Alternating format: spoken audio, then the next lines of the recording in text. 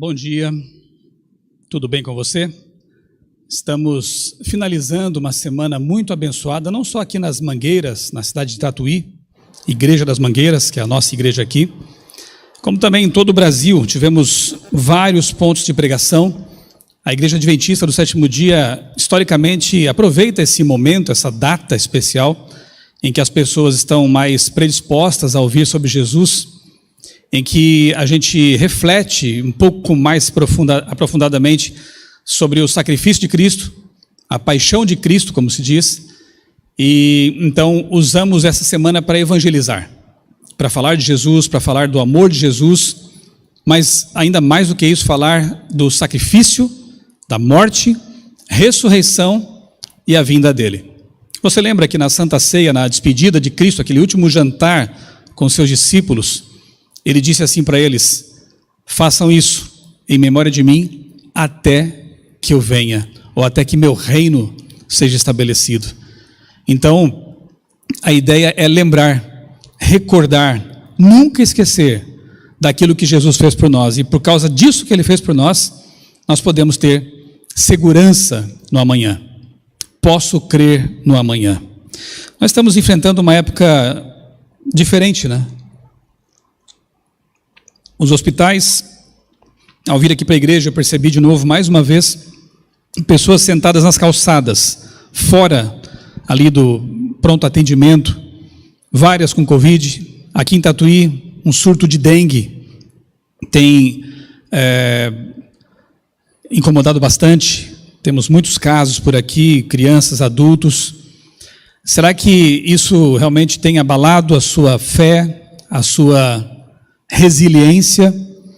Todos nós temos parentes próximos, amigos próximos que têm sido vitimados por essa doença que tem levado milhares e milhares de vidas todos os dias ao túmulo prematuramente. É impossível dizer que isso não nos abale de alguma forma, que isso não nos traga algum desconforto, talvez até um senso de desesperança. Mas o fato é que o hino que nós cantamos tantas vezes, porque ele vive, posso crer no amanhã, neste momento ele faz muito mais sentido, porque nós cristãos que cremos na palavra de Deus, não podemos olhar apenas para as circunstâncias, para o mundo que ao nosso redor parece estar desabando. Nós já sabíamos disso, já sabíamos que antes de melhorar definitivamente as coisas iriam piorar. Nós já sabíamos que pestes, pragas, terremotos, convulsões sociais, rumores de guerra, essa semana mesmo a Rússia e a Ucrânia se estranhando ali, e a OTAN se preparando para um possível confronto. Joe Biden mal foi eleito, já bombardeou a Síria. Esse mundo não é um local seguro. Este mundo não é o nosso lar, nunca foi nem nunca será. Talvez alguns de nós até sejam privilegiados por viver num local mais ou menos seguro, mas há pessoas aí neste mundo que estão refugiadas em campos, vivendo em barracas. Há pessoas morrendo em naufrágios porque tentam fugir de seus países que estão despencando. Por amor dessas pessoas, preguemos o Evangelho. Por amor dessas pessoas, por amor a este mundo que está tão desanimado, desapontado, triste, ensinemos que nós podemos crer no amanhã. E por que podemos crer no amanhã? Nós temos que olhar para frente, temos que olhar para a promessa que o nosso amado Senhor e Salvador Jesus Cristo fez a nós. Eu acho interessante que, mesmo assim, autores, mesmo revistas, mesmo publicações seculares, não conseguem negar o fato de que Jesus, de fato, existiu. Eu guardo essa revista aí, esse recorte, de 2016, em que é dito por uma revista secular que frequentemente critica a fé cristã, é dito o seguinte: a historicidade de Jesus está mais do que provada. E o texto diz assim, há registros em fontes diversas, como as cartas de Paulo dos anos 40 e 50, e em evangelhos feitos a partir de 70 depois de Cristo, ou seja, muito próximo dos acontecimentos narrados. Havia pessoas ali vivas que poderiam negar os fatos. O Evangelho de Marcos traz informações específicas sobre Jesus. Ele era de Nazaré, foi batizado por João Batista, morto no governo de Pôncio Pilatos. Sabe-se que estes dois existiram, porque inclusive existem urnas funerárias com o nome de pessoas, autoridades daquele tempo. Há também relatos de não cristãos, como os do historiador Flávio Joséfo, já vou mostrar para vocês, e do romano Tácito. Mas o que garante que tudo isso não foi inventado? Bom, Jesus morreu por volta de 30 depois de Cristo. Se Paulo, Marcos e outros tivessem inventado essa história, inventado a figura de Jesus e as histórias nas quais ele se meteu, inclusive com gente importante, ninguém teria acreditado. E o relato dificilmente teria chegado até hoje. Além disso, historiadores avaliam que os discursos atribuídos a Jesus nos evangelhos faziam sentido no contexto em que ele viveu. As supostas provas materiais, por outro lado, não são outra história. Coroa de espinhos, restos de cruz e outras relíquias são fake news, ou de origem polêmica. Muitos desses artefatos foram feitos séculos depois de Jesus para convencer as pessoas de que ele existiu. Não precisava disso, né? Dizem que acharam tantas lascas da cruz que dava para fazer uma arca de Noé. Isso foi invenção medieval. Mas os fatos relacionados com a vida de Jesus, nem os ateus conseguem negar. Como é o caso aí da revista Super Interessante. Já que elas mencionaram ali o Flávio Joséfo, eu estou aqui com o meu exemplar A História dos Hebreus, obra completa de Flávio Joséfo, um clássico da história dos judeus. E na página, ele que não era cristão, obviamente, era um autor judeu do primeiro século, contemporâneo de Cristo. Na página 418, ele diz assim, olha só que interessante. Nesse mesmo tempo, apareceu Jesus, que era um homem sábio. Se todavia devemos considerá-lo simplesmente como um homem, tanto suas obras eram admiráveis, ele ensinava os que tinham prazer em ser instruídos na verdade, e foi seguido não somente por muitos judeus, mas mesmo por muitos gentios. Era o Cristo. E você sabe que Christos aqui é Messias, né? Ungido. Os mais ilustres da nossa nação acusaram-no perante Pilatos, e ele fê-lo crucificar. Os que o haviam amado durante a vida não o abandonaram depois da morte. Ele lhes apareceu ressuscitado e vivo no terceiro dia. Como os santos profetas o tinham predito, que ele faria muitos outros milagres. É dele que os cristãos que vemos ainda hoje tiram o nome. Flávio Joséfo, um historiador judeu do primeiro século, contemporâneo dos fatos, dizendo que os cristãos tiravam o nome deles de Cristo. Eu tenho orgulho de me chamar cristão, como aqueles primeiros também tiveram, porque Cristo é o meu mestre. Eu tenho orgulho de ostentar o nome de cristão, porque o meu Messias, Jesus, está vivo. Porque os fatos relacionados com a história dele, naquele tempo, aconteceram como estão narrados nas Escrituras. Isso é maravilhoso, isso nos enche de esperança, e por isso eu posso crer no amanhã. No entanto, para algumas pessoas, Jesus não passou de um profeta, talvez meramente um homem sábio. Se pensassem bem, essas pessoas perceberiam que, na verdade, isso que elas estão dizendo não é algo muito inteligente. Por quê?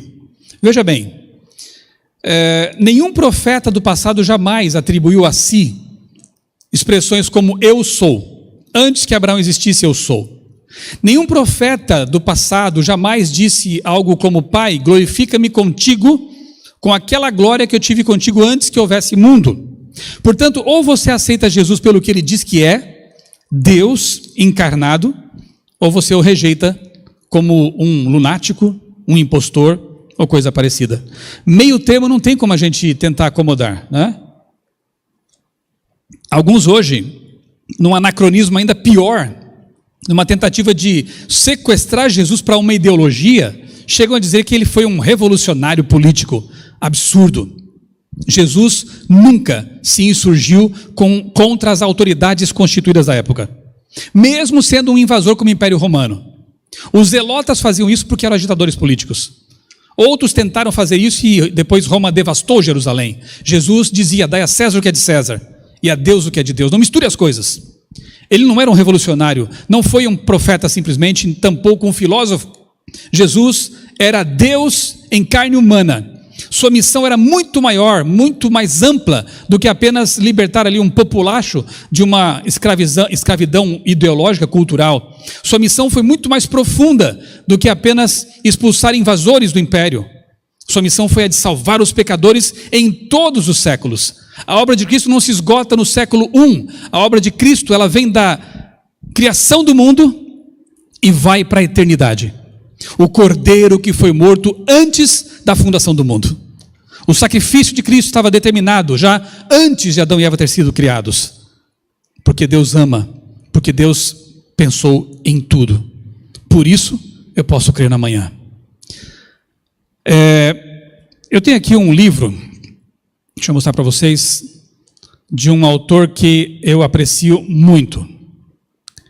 Aqui está. O filme já foi produzido, The Case for Christ, ou Em Defesa de Cristo. O livro em que o filme se baseia está aqui. Lee Strobel era um jornalista famoso nos Estados Unidos, lá pelos anos 70, 80, por aí. Era um repórter investigativo do Chicago Tribune. A esposa de Lee Strobel, esse jornalista, começou a estudar a Bíblia, ir à igreja a convite de uma senhora, uma enfermeira, que salvou a vida da filha, ou do filho, não me recordo agora, num restaurante. Ele tinha se engasgado com alguma coisa, com uma bala, e essa enfermeira salvou a vida da criança. E ali nasceu uma amizade, e essa enfermeira convidou a esposa de Lee Strobel para ir à igreja com ela, nos Estados Unidos, lá em Chicago. A esposa do Strobel foi, gostou do culto, foi mais vezes, começou ali um processo de conversão. Strobel, quando percebeu o que estava acontecendo com a mulher, ele ficou chateado com isso, porque era ateu. Ele queria que a sua família fosse criada sem essas supostas amarras da religião. E ele não gostou muito da história. Começaram a discutir, ele queria que ela não fosse mais à igreja, mas não conseguiu impedi-la. O que ele começou a fazer? Secretamente, ele, usando as ferramentas que o jornalismo investigativo que ele tinha à mão, essas ferramentas, né? Começou a pesquisar a fundo a história da vida de Jesus e da sua ressurreição. Viajou para outros estados, entrevistou vários especialistas em criminalística, em biologia, médicos, historiadores. E quanto mais Strobel pesquisava, mais ele ficava enrascado, porque ele estava percebendo que a história é real, aconteceu. Eu confesso que me emocionei muito ao assistir esse filme, porque mostra como Deus, ele age de forma diferente em vidas diferentes. No caso da esposa do Lee, Deus trabalhou mais com as emoções. Ela sentia um vazio, ela sentia uma carência, e ao encontrar Deus naquela igreja, ela começou a se sentir preenchida, emocionalmente satisfeita. Também não era uma pessoa irracional, ela também estudou, leu bastante. Mas o Strobel, que era alguém bem racional, Deus usou outro caminho. Usou a investigação jornalística, científica. E no fim das contas, Lee chega em casa um dia, confessa à mulher que ele havia estado ausente por muito tempo ali, viajando e tudo mais, porque estava envolvido na pesquisa. E ele então diz para a esposa: eu também aceito Jesus. É linda a história. Eu recomendo a vocês, se puderem assistir, Em Defesa de Cristo, a história desse jornalista. Agora, quais teriam sido esses argumentos que levaram um jornalista ateu, já tinha publicado livros, um homem muito inteligente, hoje ele é pastor? O que teria levado esse jornalista a se convencer da existência de Cristo e, mais do que existência, da ressurreição de Jesus? Porque, se você pensar bem, a nossa fé não se baseia unicamente na existência de Jesus. Houve vários líderes religiosos aí, como Maomé, Buda, Confúcio, pensadores antigos, mas o nosso Jesus não é só isso. O nosso edifício de crença, ele está totalmente fundamentado no ato da ressurreição. Por isso tem que ser investigado com cuidado. Evidência número 1, veja só, após a sua morte, Jesus foi sepultado no túmulo de um tal de José de Arimateia, um homem rico, famoso naquele tempo. E essa informação é importante porque demonstra que o local do sepultamento era conhecido, o endereço era conhecido, não precisava nem de GPS, todo mundo sabia que ela é a tumba do senhor José de Arimateia, um fariseu importante. Não apenas por isso, mas também porque a proclamação da ressurreição não faria o menor sentido se o corpo ainda estivesse na sepultura. Ou seja, resumindo, qualquer pessoa poderia ir ao local que era conhecido e verificar com os olhos, com os próprios olhos. A tumba está aqui, lacrada por um selo romano, mas ela estava aberta, vazia. Se alguém quisesse inventar uma história, com certeza não colocaria um endereço tão claro. O que mais? Sendo membro de destaque do Sinédrio, a Suprema Corte Judaica, que condenou Jesus, José de Arimateia dificilmente seria um personagem inventado por cristãos, que ao longo do primeiro século ainda nutriam mágoa em relação ao Sinédrio. Por que colocar a tumba de um membro do Sinédrio, se eles tinham mágoa com essas pessoas? Não faz sentido, né? É porque a história é real, não foi maquiada, não foi inventada. Evidência 2, que convence as pessoas de mente aberta, como Lee Strobel. Vamos ver. No domingo seguinte, após a crucifixão na sexta-feira, a tumba na qual Jesus estava sepultado foi encontrada vazia por quem, primeiramente? Um grupo de mulheres, seguidoras de Jesus. Ele lhes deu essa honra de serem as primeiras testemunhas da ressurreição. Um leitor moderno da Bíblia talvez não perceba a ironia desse fato, mas um autor como Flávio José conta aqui que naquele tempo havia realmente um machismo exacerbado e mulheres sequer eram ouvidas num julgamento, por exemplo, como testemunhas, não aceitavam mulheres. O que Deus faz? Aparece primeiramente para mulheres. Mas tem um detalhe ainda adicional. A primeira delas a ter visto Jesus foi não só uma mulher, como uma mulher de vida torta, ex-torta, né? Uma cobertura deliberada teria destacado, quem sabe, Pedro, João, que era parente de sacerdote, melhor ainda, quem sabe, Nicodemos, que era um homem respeitado, rico. Considerando que os evangelhos foram escritos décadas após os acontecimentos, poucas décadas após, eles tiveram tempo para corrigir essas coisas, se quisessem fazê-lo. Eles tiveram tempo para eliminar algumas distorções também, mas colocar Maria Madalena como a primeira testemunha da ressurreição, me desculpem, mas se foi uma história inventada, foi muito mal inventada. É um tiro no pé. Além de colocar uma mulher cujo testemunho não era aceito naquele tempo, colocar uma ex-prostituta, ex-endemoninhada como testemunha, primeira testemunha, realmente foi uma história muito mal feita, se foi inventada. Mas se eles estavam contando os fatos exatamente como eram, é isso que alguém leva em consideração num tribunal, por exemplo. Já vou dizer um detalhe para você. Se fosse uma conspiração, eles poderiam ter ajeitado algumas outras coisinhas também. Por exemplo, um dos evangelistas fala que tinha um anjo lá, o outro fala de 2. Não deu tempo de arrumar essa história? Bem, nenhum deles disse que só tinha um. Um viu o outro viu 2. Conspiradores, geralmente, quando querem mancomunar-se, né, ou acertar ali um relato, eles combinam antes, e quando vão para testemunhar num tribunal, o juiz desconfia quando a história está muito parecida. Porque pense comigo, digamos que você esteja do outro lado da rua aqui da igreja e eu esteja do lado de cá. Acontece um acidente automobilístico ali na frente. Vamos contar agora nossas versões. Elas serão exatamente iguais? Impossível. Porque eu vi deste lado, você viu do outro lado. Haverá variações nos detalhes. E isso, para um juiz, indica verdade, indica veracidade. Então, o próprio fato de haver variações nos evangelhos, detalhes que não comprometem de forma alguma a narrativa e que podem ser harmonizados, isso tudo é uma evidência de que a história é real, de que o relato foi contado por pessoas que realmente presenciaram os fatos. Somado a isso, uma rápida lida no capítulo 28 do Evangelho de Mateus mostra que até mesmo o discurso de alguns judeus para encobrir a ressurreição sugere que a tumba estava vazia. Segundo a versão deles, o corpo de Jesus teria sido roubado pelos discípulos. A pergunta é: para que inventar essa história se o corpo estivesse na sepultura? Por que os soldados iriam colocar o pescoço a prêmio, inventando uma história absurda de que alguns maltrapilhos judeus desarmados teriam ido até a tumba, derrotado a tropa romana armada, rompido o lacre, movido a pedra e roubado o corpo? Essa história é a conspiração verdadeira. A ressurreição de Cristo não é conspiração, porque eles tiveram que inventar uma história ridícula para encobrir um fato. Qual fato? A tumba estava vazia. O endereço era conhecido, o selo tinha sido colocado lá, romano, havia uma tropa ali protegendo, mas a tumba estava vazia.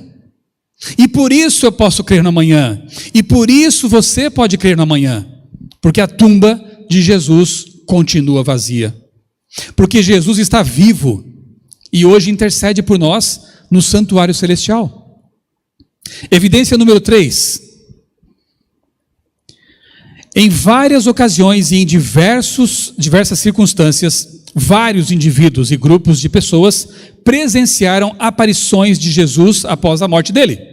Em 1 Coríntios capítulo 15, 3 a 7, Paulo diz que Jesus apareceu a Pedro, aos 12 apóstolos, para mais de 500 pessoas e para o irmão dele, Tiago. Quanta gente cujo nome é citado, não é? Não esperando que seus discípulos, seus leitores, melhor dizendo, acreditassem apenas em sua palavra, Paulo afirma que a maioria deles, desses 500 irmãos, viviam por ocasião daquele momento em que Paulo estava falando. Ou seja, é como se Paulo dissesse assim: não creem em mim? Tudo bem, pelo menos leve em consideração o testemunho de 500 pessoas que estavam vivas e que viram os fatos. O Lee Strobel menciona isso aqui.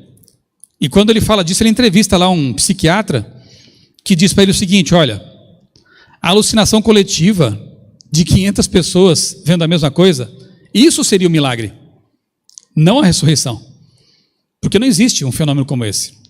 Então vejam, era muito fácil acabar com o cristianismo na sua origem. Primeiro, era só mostrar o corpo morto de Jesus, não puderam fazer isso. Segundo, era só desmentir os fatos, porque havia pessoas reais cujo nome é citado aqui. José de Arimateia, Nicodemos, por exemplo, diriam: olha, tira o meu nome dessa história. Eles tinham uma reputação a zelar. Eles seriam os primeiros a dizer: isso tudo é mentira, tirem meu nome daí. Não fizeram isso. Pilatos, Herodes, autoridades romanas também diriam a mesma coisa: isso é tudo mentira, vou processar vocês. Talvez fizesse isso hoje, né? Por calúnia e difamação. Não puderam fazer isso. Por quê? Muita gente presenciou o fato. O fato é um fato, não é uma conspiração. Conspiração eles inventaram para tentar livrar a sua pele. Esse senhor aí, William Lane Craig, é um dos principais estudiosos do assunto da ressurreição. Ele é doutor em filosofia e também doutor em teologia. E ele faz um resumo aqui que eu quero citar para vocês a respeito desse assunto da ressurreição de Cristo. Então ele diz: primeiro, o líder estava morto, e o judaísmo do primeiro século depois de Cristo não tinha a crença de um Messias morto, muito menos ressurreto. Então eles tinham tudo para não crer mesmo que Jesus seria o Messias, pelas crendices deles. Segundo, de acordo com a lei judaica, a execução de Jesus o retratou como um herege, um homem sob a maldição de Deus. A cruz era um instrumento de vergonha, destinado apenas para os malfeitores. Jesus não era um malfeitor, Jesus não era um bandido, não morreu como bandido. Ele morreu sobre uma cruz destinada a um bandido chamado Barrabás. É bem diferente. Tem muita gente blasfemando hoje o nome de Cristo, dizendo que ele era um bandido, ele foi crucificado como um malfeitor. Cuidado com o que você fala. Jesus era o Salvador do mundo, nunca pecou, era o Cordeiro puro de Deus, pregado numa cruz que não lhe pertencia, pertencia a mim e a você. Jesus não era um malfeitor. Jesus não andava com prostitutas e bandidos, ele os salvava, os curava, os restabelecia. Então nós temos que cuidar com coisas que falamos e ensinamos por aí. Terceiro ponto, a crença judaica da vida após a morte não aceitava a ressurreição de um indivíduo antes da ressurreição final, no fim dos tempos. Lembra quando Jesus chegou para ressuscitar Lázaro? O que disse uma das irmãs dele: Senhor, eu sei que ele vai ressuscitar no último dia.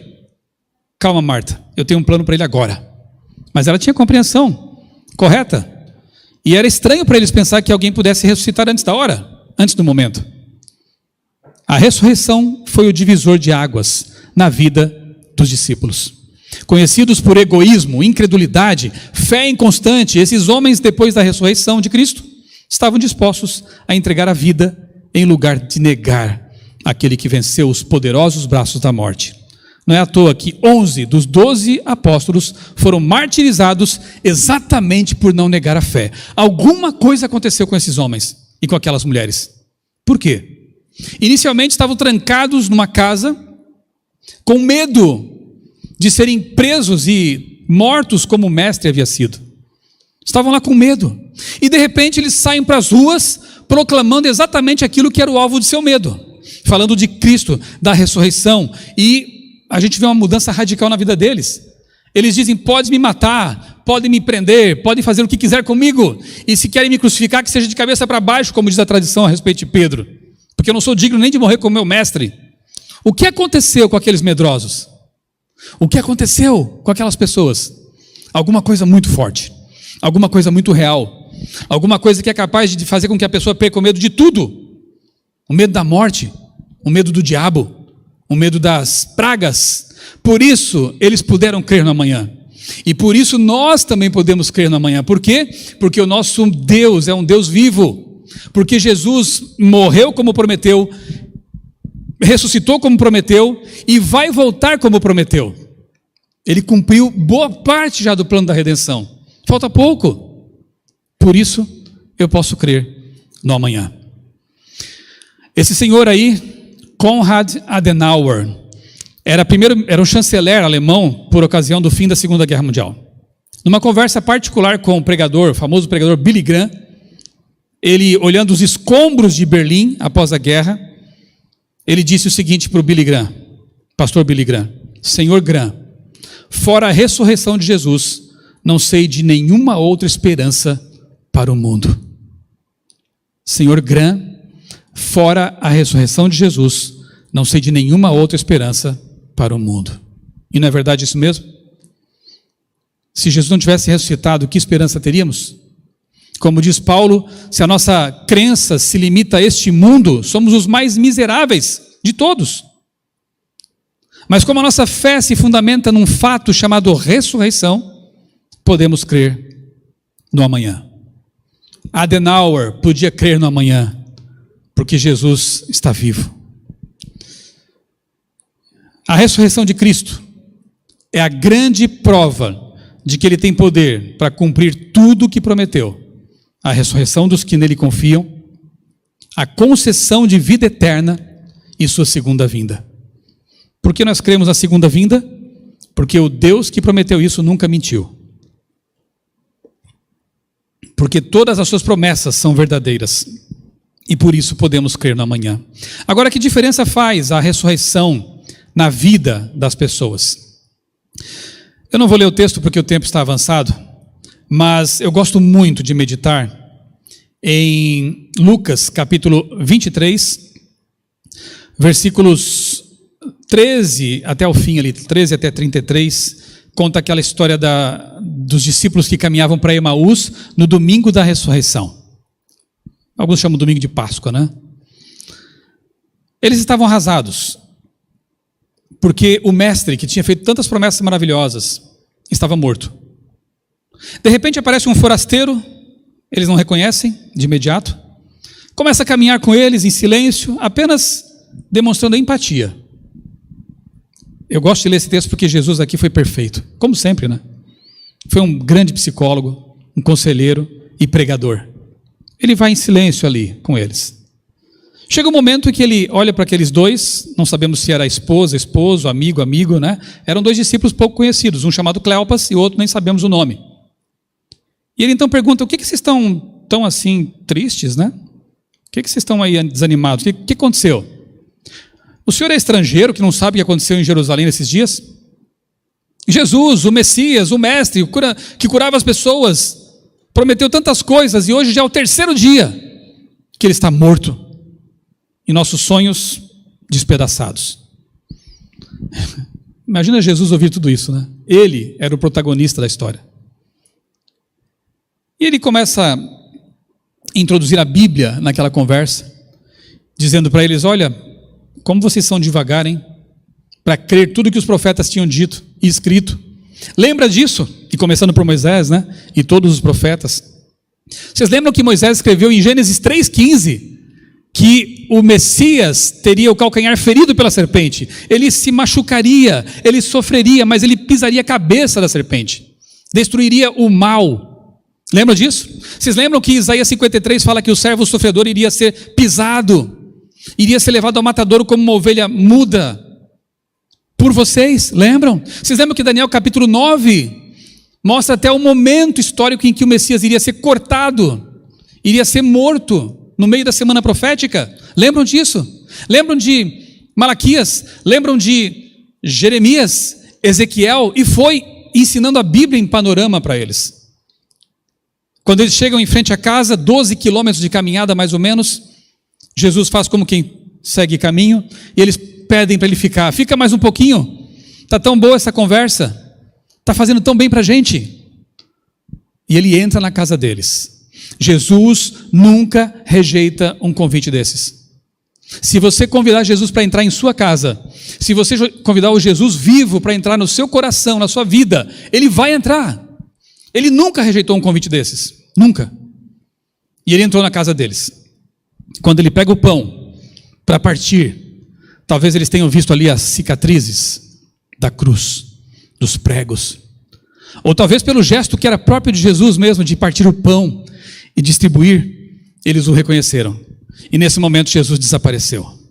Jesus tinha que ainda confortar outros discípulos chorosos. O relato é tão bonito que diz assim, naquele mesmo momento, eles se levantaram e correram para Jerusalém. Que diferença faz crer no Jesus vivo, ressuscitado? A caminhada de ida para casa foi triste, foi com lágrimas de amargura, mas a corrida de volta, não sei nem se eles comeram a comida que estava sobre a mesa, porque eles ficaram tão empolgados com tudo, que eles voltaram correndo mais 12 quilômetros, total 24 quilômetros. Mas a corrida para Jerusalém foi bem diferente. Eu creio que até havia lágrimas, mas eram de alegria. Jesus está vivo, e quando eles chegam até os discípulos para contar, ele já tinha aparecido para eles também. E estavam todos radiantes, felizes. O medo desapareceu, a desesperança desapareceu. Eles podiam crer no amanhã, como nós também podemos. Como é bom saber disso. Queridos, hoje é um sábado muito especial para nós. Sempre é, né? O sábado. Mas hoje é um dia de festa. Porque o mesmo Jesus que transformou tantas vidas ao longo dos séculos, esse Jesus que está vivo, esse Jesus que é real, esse Jesus que vai voltar, continua fazendo milagres, continua transformando vidas, corações. E nesta manhã nós teremos um batismo aqui na Igreja das Mangueiras, de um amigo muito querido, de uma família, de um casal que nós aprendemos a amar. Mas como foi a minha esposa Débora que teve o primeiro contato, eu vou chamá-la aqui então para contar um pouquinho dessa história. Eu quero que você preste bem atenção num detalhe. Há muitas pessoas nos lugares mais improváveis, como Lee Strobel, como outras pessoas, esperando um convite, esperando que você apresente o Jesus que transforma vidas. Porque a história do Pablo Winkler, esse nome chique dele, a história do Pablo é exatamente isso. Ele foi encontrado por Jesus, num local pouco provável, mas para Deus não existem locais improváveis. Eu vou pedir que a minha esposa então conte resumidamente como é que foi essa história que aconteceu com o nosso amigo Pablo e que mostra que Deus continua agindo e que mostra que Jesus está vivo e continua transformando vidas e pessoas. Feliz sábado a todos. Hoje realmente é a realização de um sonho. Nós temos orado muito por esse dia e para a glória de Deus e por causa da atuação de Jesus, esse dia está acontecendo hoje e nós estamos muito felizes. Nós frequentamos uma academia num clube aqui da nossa cidade, o Clube de Campo. Nós e vários membros aqui da nossa igreja também frequentam essa academia. E lá, então, eu conheci o Pablo. Eu comecei primeiro a fazer exercícios no horário em que ele era o instrutor. E o que me chamou a atenção no Pablo é que ele era muito atencioso, muito querido com todas as pessoas. Ele tratava todas as pessoas iguais, sem distinção. Ele sempre dava atenção para, não importava se fossem mulheres, homens, idosos. Ele sempre demonstrava que se importava com as pessoas, tratava todos com muita gentileza e bondade. E isso chamou muito a minha atenção. E eu comecei a comentar em casa isso com o Michelson. Falava, olha, tem um instrutor lá na academia que ele é muito bondoso, ele parece que ele é um cristão, que ele é um adventista. Eu gostaria muito de falar da Bíblia para ele, gostaria muito de falar de Jesus para ele. Mas eu ficava com medo de ser mal interpretada e não via uma oportunidade, né, ali naquele ambiente de poder falar de Jesus para ele. E comecei a orar sobre isso. E depois de pouco tempo, então, eu conheci a esposa dele, a Raquel. Começou a frequentar a igreja no mesmo horário, a academia, no mesmo horário que eu. E nós fizemos amizade. E conversando com a Raquel, eu percebi que ela também gostava muito de conversar sobre a Bíblia, de estudar a Bíblia. Ela buscava na sua casa canais que falassem sobre a Bíblia. Ela se interessava em conhecer mais a Deus e a vontade de Deus. E então nós nos tornamos amigas. E eu convidei a Raquel. Falei, Raquel, vamos estudar a Bíblia? Convida o Pablo também. Será que ele aceita? Eu vou fazer um jantar para vocês. E lá no jantar a gente convida o Pablo para estudar a Bíblia com a gente. Que tal? E ela gostou da ideia. E então eles foram à nossa casa. E ali naquele jantar foi muito agradável. Nós nos conhecemos melhor. Trocamos várias informações sobre a nossa vida. E no final a gente convidou a Raquel e o Pablo para estudar a Bíblia com a gente e eles aceitaram. Nós ficamos muito felizes, a nossa amizade foi crescendo cada vez mais, nosso carinho por eles. E chegou em certo ponto do estudo em que a Raquel ela discordou do que nós estávamos mostrando para ela na Bíblia. E ela falou então que não queria mais continuar os estudos. Nós ficamos tristes com isso, mas nós deixamos bem claro que respeitamos a decisão dela, respeitamos a crença dela e que a nossa amizade continuaria sendo a mesma. Nosso carinho, a nossa amizade não mudaria e não mudou mesmo. Nós continuamos nos encontrando, saindo juntos. Mas o Pablo, ele falou que ele tinha compreendido o que nós estávamos ensinando e que ele não queria parar de estudar, que ele queria continuar estudando a Bíblia. E eu vi ali uma grande mudança, porque no começo, quando a gente ofereceu o estudo da Bíblia para ele não queria muito, mas ele aceitou em consideração a nossa amizade e em consideração a esposa dele, a Raquel, que queria. Mas agora, algo tinha mudado no coração dele. Ele estava se entregando a Jesus.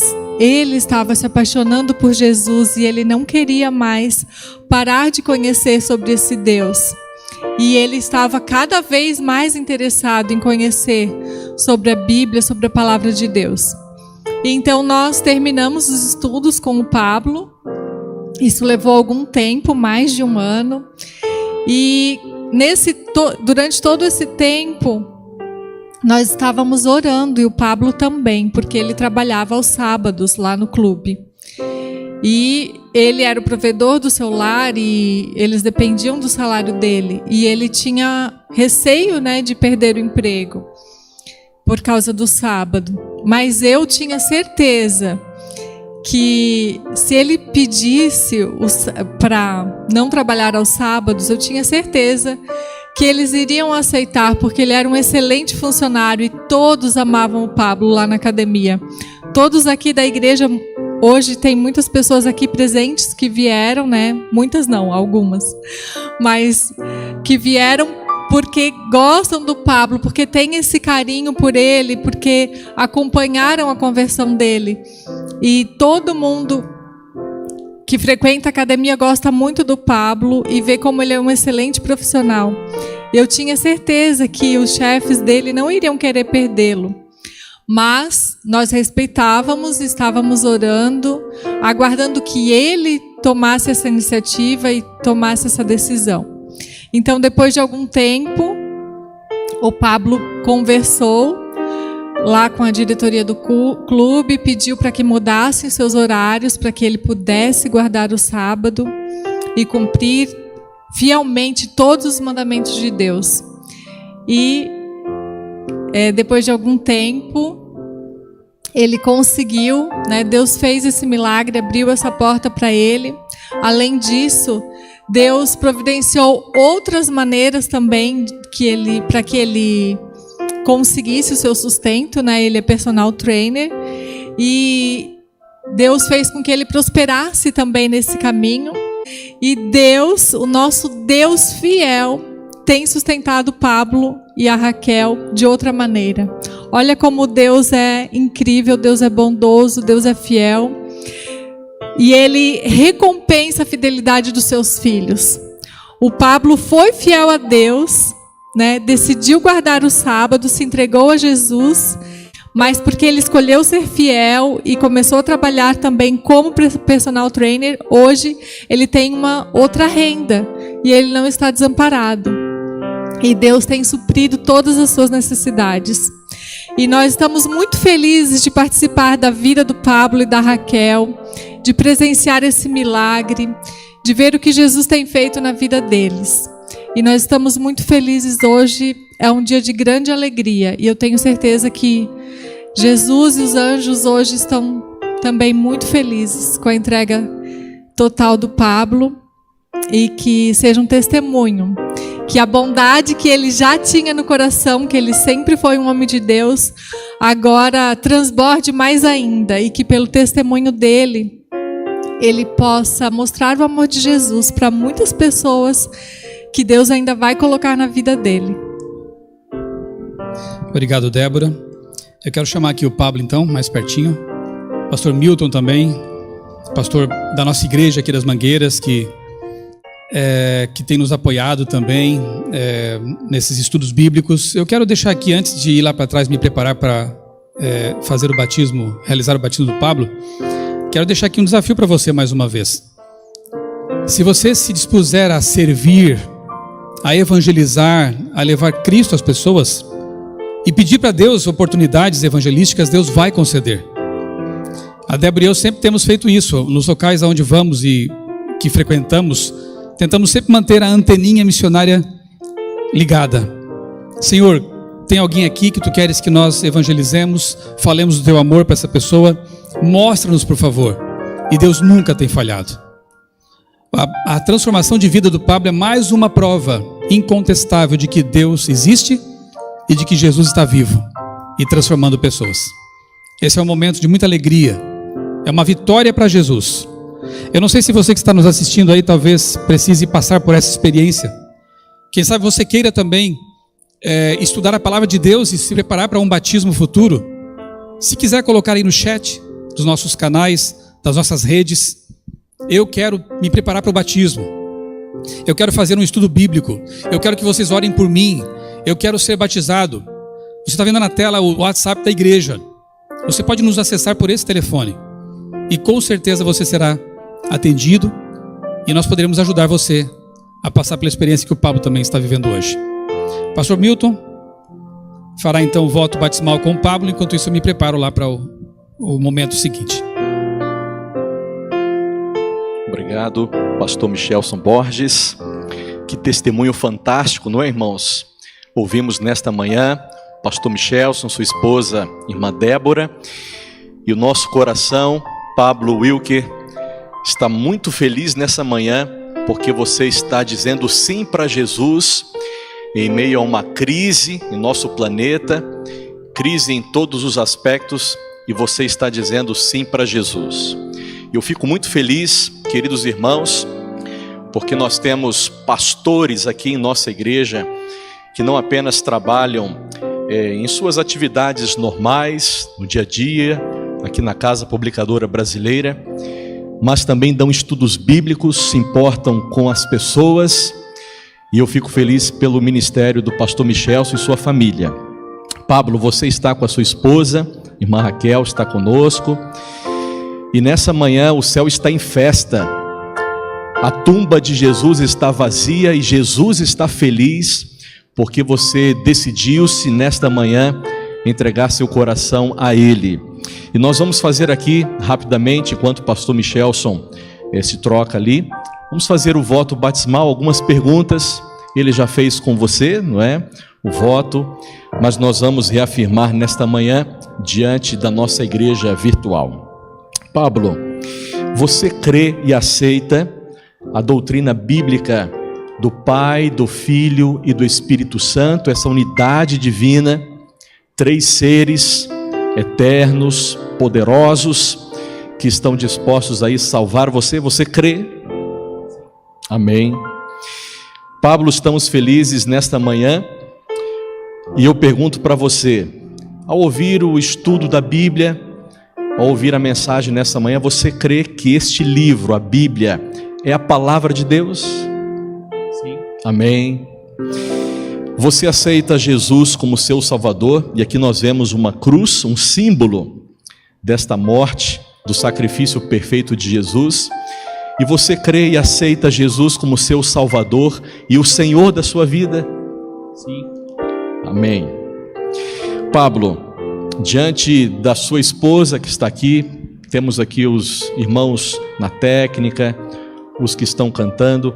Você quer, diante também dos amigos que nos assistem, dizer que você quer se preparar para a volta de Jesus, e Ele voltará de forma visível nas nuvens dos céus, e você quer se preparar para esse grande dia? Amém, Deus seja louvado.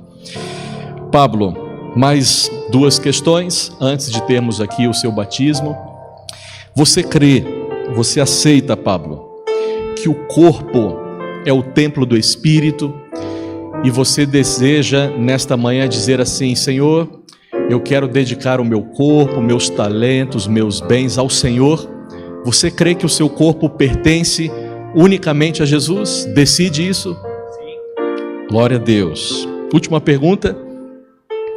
Diante dos nossos amigos, Pablo, da sua esposa, queridos, você crê que a Igreja Adventista do Sétimo Dia, e aqui nós temos a Igreja das Mangueiras e outras em Tatuí, você deseja fazer parte desta igreja, a Igreja Adventista do Sétimo Dia, como igreja remanescente de Deus em nossos dias, e quer fazer parte desta igreja local, a Igreja das Mangueiras? Sim. Amém, amém. Conforme nós ouvimos, nós estamos gratos, felizes a Deus, porque mais uma pessoa decidiu-se nessa manhã entregar o coração a Jesus. Eu quero chamar aqui na frente a irmã Débora Borges mais uma vez. Daqui a pouco ele vai ali para o batistério, não é?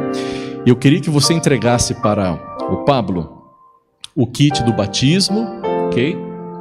O seu certificado, uma Bíblia especial. Olha aí, irmãos, que momento bonito, né? Escreva no chat aí, glória a Deus, né? Mande a sua mensagem, que bênção. Irmã Débora, juntamente com seu esposo, pastor Michelson, estudaram a Bíblia com o Pablo, com a Raquel, e nosso coração está feliz. E junto com esse kit, Pablo, vai o nosso coração dos irmãos aqui de Tatuí, irmãos das Mangueiras, sua família, que você se sinta abraçado por todos nós, tá bom? Nós vamos agora fazer uma oração mais uma vez, depois o pastor Michelson já vai entrar ali no tanque. Vamos orar e já vamos para a nossa parte final. Pai querido, louvado seja o teu nome nessa manhã, por mais uma decisão tomada para o reino de Deus. Obrigado porque o Pablo, após estudar a Bíblia, entregou a sua vida a Jesus, e nesta manhã de sábado, ele vai nascer de novo para o reino de Deus. Por favor, esteja com ele, sua família, abençoe seu trabalho, que ele seja um discípulo de Jesus por onde ele andar, e que muitas e muitas pessoas possam se entregar a Cristo através da vida e das palavras do Pablo. Derrama sobre ele teu Espírito e permaneça conosco nesta parte final do culto. Oramos em nome de Jesus. Amém. Amém. Deus abençoe. Pode se dirigir ali. E nós vamos agora ter a cerimônia de batismo do nosso querido irmão Pablo.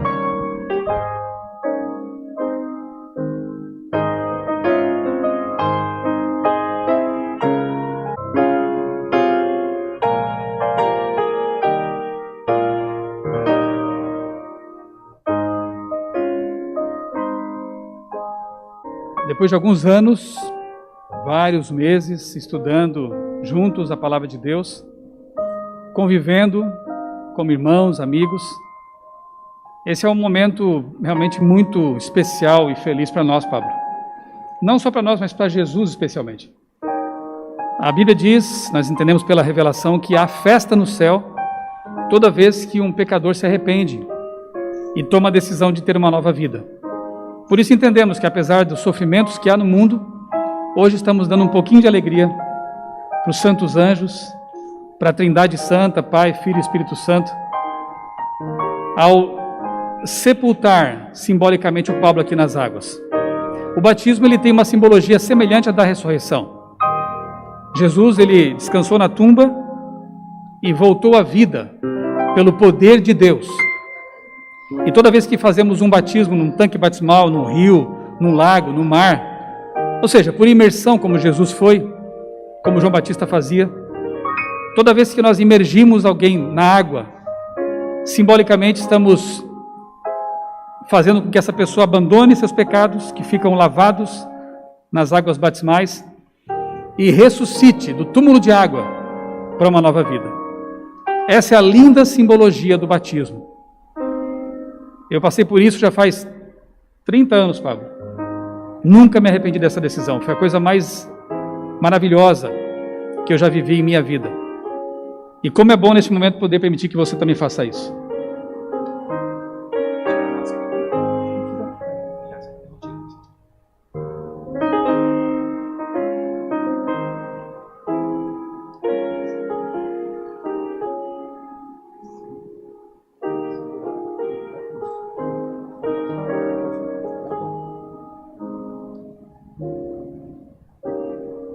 Estimado amigo e irmão Pablo, é uma alegria muito grande poder nesse momento sepultar você nas águas, para que você possa, de acordo com o desejo do seu coração, ter uma nova vida com Jesus. Obrigado porque você foi receptivo ao poder do Evangelho e à influência do Espírito Santo. Meu desejo é que você continue sempre assim. Você vai ressurgir não apenas para ser uma nova criatura, mas para ser um missionário de Jesus também. Essas águas aqui falam de missão. E quem sabe, Pablo, daqui a algum tempo você esteja na igreja trazendo para Jesus alguém que foi ganho pela sua influência. Então, neste momento, como ministro do Evangelho, eu tenho a grande alegria e satisfação de batizar você, Pablo, em nome do Pai, do Filho e do Espírito Santo. Amém.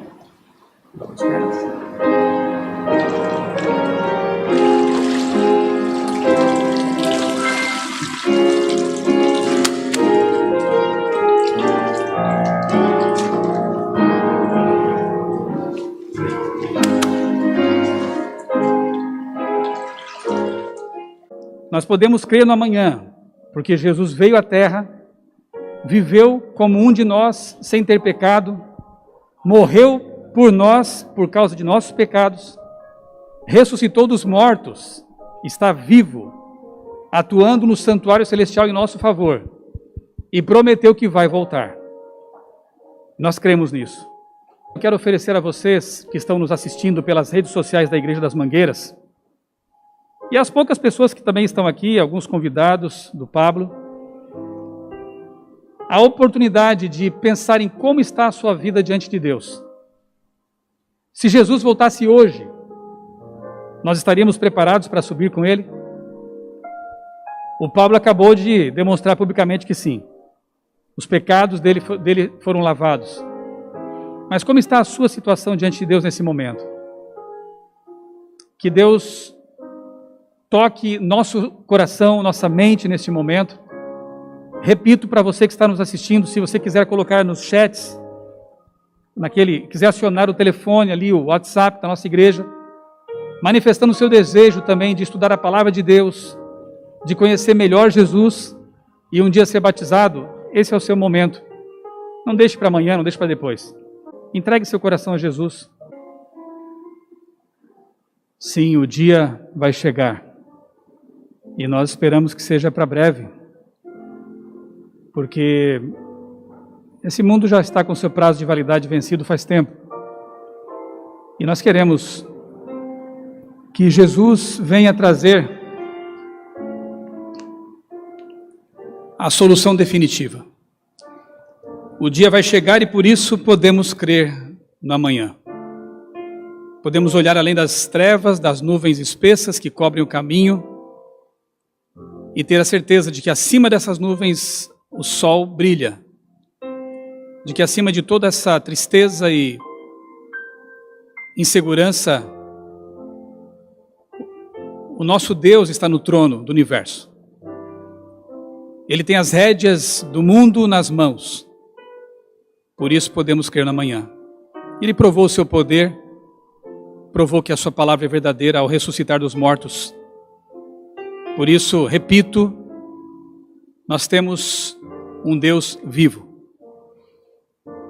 Podemos crer no amanhã por causa disso. Eu vou orar neste momento. Espero que você tenha feito a sua decisão. Espero que você tenha aceitado Jesus como seu salvador pessoal, como o nosso amigo Pablo fez e tantos outros têm feito. E espero que você deseje também conhecer cada vez mais a Bíblia Sagrada para conhecer a vontade de Deus para a sua vida. Onde você estiver aí agora, em casa, no seu carro, no seu quarto, não importa onde for, se você puder nesse momento se ajoelhar para que nós possamos orar juntos. Eu vou convidar aqui os nossos amigos que estão aqui na igreja. O Pablo já se secou, já está por aí. Eu queria chamar o Pablo aqui à frente então, mas não sozinho, eu quero que ele venha com a esposa. Pablo e a Raquel, nossos amigos queridos. Essa última oração eu quero fazer com eles aqui perto do tanque. Pode ser, Pablo e Raquel? Eu também quero que os amigos e os irmãos aqui da igreja conheçam a Raquel, a nossa amiga querida, e a esposa do Pablo. Pode ser aqui, do lado, eu quero orar com vocês por perto aqui. Esse é o novo Pablo. Eu disse para ele que o RG celestial dele marca 3 de abril de 2021 como sua data de nascimento verdadeira. O primeiro nascimento a gente não escolhe, né, Pablo? Mas o segundo a gente escolhe. E você escolheu. Louvado seja Deus. Obrigado, Raquel. A esposa amada do Pablo. Alguém aqui ele ama e nós também aprendemos a amar. Que Deus continue abençoando grandemente a vida de vocês. Se os irmãos aí quiserem também ficar em pé, pode ser assim, para que possamos, diante do Criador do Universo, ter uma última oração. Oremos. Amado Deus, bondoso Pai, nosso Criador, muito obrigado, Senhor, por esta manhã de sábado maravilhosa que ficará marcada para sempre em nossa memória. Obrigado pela obra maravilhosa que tens feito na vida do Pablo e da Raquel, esse casal tão querido, um casal cristão, que quer te servir e te conhecer cada vez mais. Continua, Senhor, abençoando a vida deles e os usando também para levar outros a Jesus. Obrigado pela entrega do Pablo e pelo que nós assistimos agora há pouco aqui. Mais um milagre operado por Jesus, o Deus que vive e reina para todos sempre. Abençoa os irmãos que estão aqui. Muitos desses irmãos que estão aqui participaram de alguma forma também para a conversão do Pablo. Irmãs e irmãos queridos, alguns são até alunos dele. Cada um deles foi uma pecinha usada por Jesus para que este momento aqui pudesse ser realidade. E eu oro agora também pelos nossos amigos que nos acompanharam pelas redes sociais da igreja. Alguns estão ali, Senhor, ajoelhados, na sala, no quarto. Outros estão ali sentados, quem sabe, no seu carro. Alguns talvez estejam doentes, acamados. Alguns poderão, quem sabe, até assistir esta gravação no leito de hospital. Não importa onde estejam e como estejam. Alcança, Pai, essas pessoas também. Cura. Realiza o teu milagre para que elas possam reconhecer que tu és Deus.